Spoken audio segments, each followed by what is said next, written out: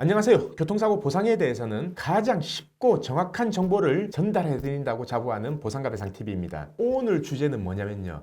아마 교통사고가 나고 금액이 약간 고액이다 라고 하면은 딱 들어보셨을 말입니다. 보험사가 자기들이 약관으로 계산하면은 얼마가 나오는데 특별히 소송 가액으로 계산하겠다. 그래서 이거를 본사에 특인을 올리면 80%에서 90% 사이에서 아마 금액이 결정될 거다 라고 하는 거 많이 들어보셨죠. 바로 그게 특인 제도라는 건데요. 특인 또는 예판 기준이라고 합니다. 그러면 보험사에서 왜 이렇게 80%, 90% 이런 방법을 특인이란 이름 하에 활용을 하는 걸까요? 오늘은 그 주제에 대해서 알아보려고 합니다. 자, 본격적으로 주제에 들어가기 앞서서 영상 아래쪽에 좋아요 그리고 구독까지 같이 해주시면 감사드리겠습니다. 자, 우선 보험사가 뭐 하는 회사예요? 보험 계약자한테 보험료를 받아서 일반적으로 사고 난 사람들한테 보험금 지급하고 질병 진단 받은 사람한테 보험금 지급하고 그러면은 남는 보험금이 있을 거 아닙니까? 보험료를 예를 들어서 이만큼을 받았다. 근데 보험금을 요만큼 지급했어요. 그러면 이만큼이 남을 거 아니에요.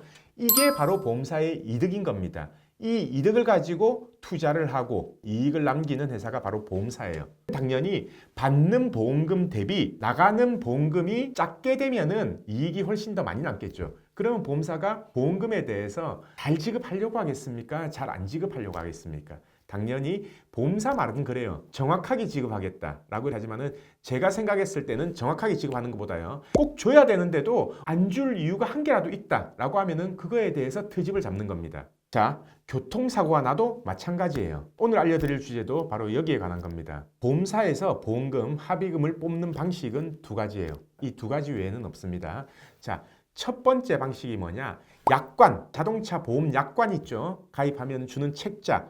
거기에 나와 있는 공식대로 뽑는 방법입니다. 그럼 두 번째는 뭐냐? 법원에서는요, 이 약관 가지고 보험금을 안 뽑아요. 판사님들은 어떻게 하냐면은 법원에서 정해진 방식대로 법원에서 판사님들이 뽑는 방식대로 손해배상액을 뽑아서 그걸 판결한다는 거죠.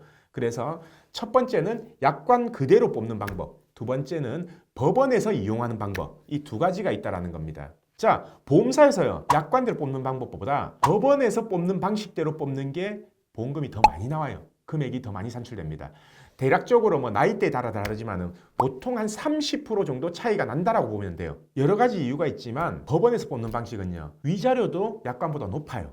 그리고 소득도 더 높게 잡습니다. 중간 이자를 공제하는 방식도 더 높게 잡아요. 뭐 이것저것 다 해서 법원이 계산하는 방식이 약관보다는 대략 한 30%가 높다라는 거죠. 자, 그럼 이제 조금씩 답이 보이죠? 뭐냐? 약관으로 계산한 게 예를 들어서 1억이다. 근데 법원으로 계산한 거는 1억 3천이 나와요. 그러면은 보험사는 좋다. 지금 약관으로 계산 안 하고 이 법원 계산대로 해줄게. 대신 여기에서 80%에서 90%밖에 안 준다. 이렇게 산정한다는 겁니다. 근데 잘 생각해 보세요. 이게 어떻게 보면은 말속임입니다. 자, 1억 3천만 원 차이 나죠. 약 30%가 높습니다. 근데 1억 3천에서 1, 20%를 빼버리면요. 얼마가 나와요?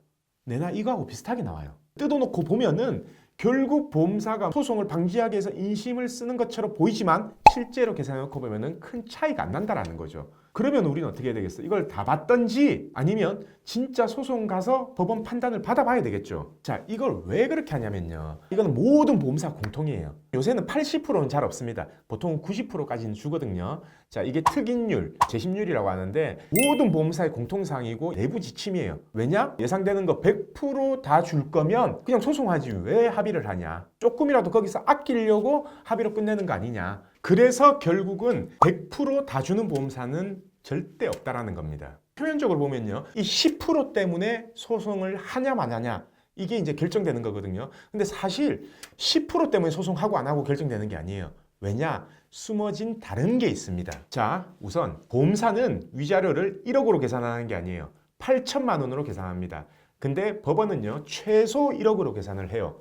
그리고 요즘 추세가 1억 2천 판결도 있고요. 음주운전, 뺑소니 이런 중대 과실 사고에서는 위자료를 1억 5천, 최대 2억까지도 산정할 수 있어요. 자, 그래서 이게 10%만 양보하는 게 아니라 위자료 부분에서도 전부 다 양보를 한다는 거죠. 그리고요, 보험사가 만약에 과실을 책정했다. 그러면 그 과실이 과연 맞을까요? 예를 들어서 법원에서 판결받았을 때는 무과실로 하거나 10%로 할 수 있는데 보험사에서는 20%로 책정을 해요.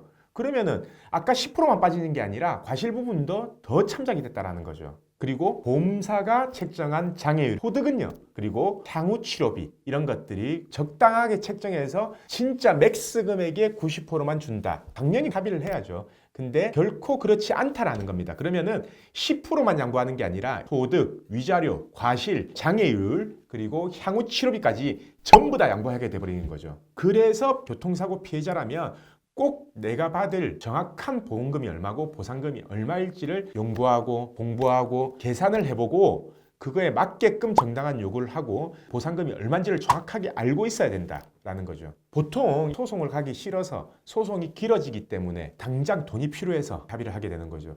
그래서 제가 다음 영상에서 알려드릴 부분은 바로 가지급이라는 겁니다. 이 가지급만 잘 활용하셔도요, 충분히 내가 보험사의 권리를 찾을 수 있다. 다음 영상에서는 합의하기 전에 가지급을 먼저 받는 방법, 이런 것들을 중점적으로 한번 다뤄보겠습니다. 오늘 영상이 좋으셨다면 영상 아래쪽에 좋아요 표시 그리고 구독 꼭 눌러주시고요. 다음 영상에서 찾아뵙겠습니다.